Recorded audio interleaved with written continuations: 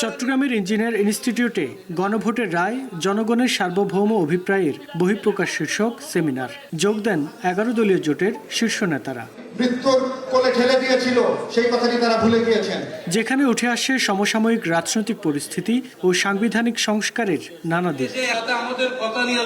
নেতারা অভিযোগ করেন রাষ্ট্র নিয়ে জনগণের অভিপ্রায়ের প্রতিফলন গণভোটের রায়, যা বাস্তবায়ন জরুরি। আমরা চাই দেশের ইতিহাসে সবচাইতে মেরুদণ্ডওয়ালা, শক্তিশালী, শিক্ষিত, স্বাধীন লোক বাংলাদেশের প্রধান বিচারপতি। যখন জনগণের রায় প্রতিষ্ঠিত হয়ে যায় তখন নোট অফ ডিসেন্ট পাক ভারত মহাদেশের রাজনৈতিক অঙ্গনে তার কোনো দাম থাকে না।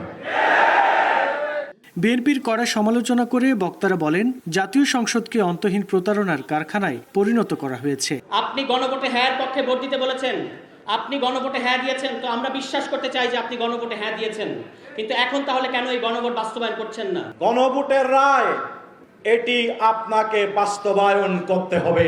গণভোটকে অস্বীকার করতে ষড়যন্ত্র করছে বিএনপি, এমন মন্তব্য করে 11 দলীয় ঐক্যের শীর্ষ নেতারা বলেন, 70% জনগণের রায়কে উপেক্ষা করার সুযোগ নেই।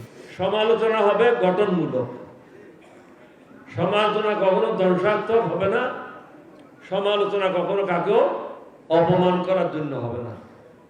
যদি তুমি কাকে সম্মান করতে না পারো, এটা তোমারও ধন্যতা,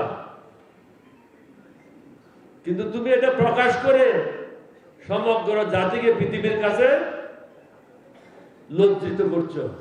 ওই যে গণভোটের প্রশ্নের জবাবে হ্যাঁ বলেছেন, ওই প্রশ্নে কোনো নোট অফ ডিসেন্ট ছিল না। 5 কোটি মানুষ ভোট দিয়ে নোট অফ ডিসেন্টকে খারিজ করে দিয়েছে। সেমিনারে সরকারি দলকে আইন সংস্কার নিয়ে বিস্তর পড়াশোনার আহ্বান জানান 11 দলীয় ঐক্যের নেতারা। আয়োজন করতে হয়েছে। রুকন উদ্দিন, স্টার নিউজ, চট্টগ্রাম।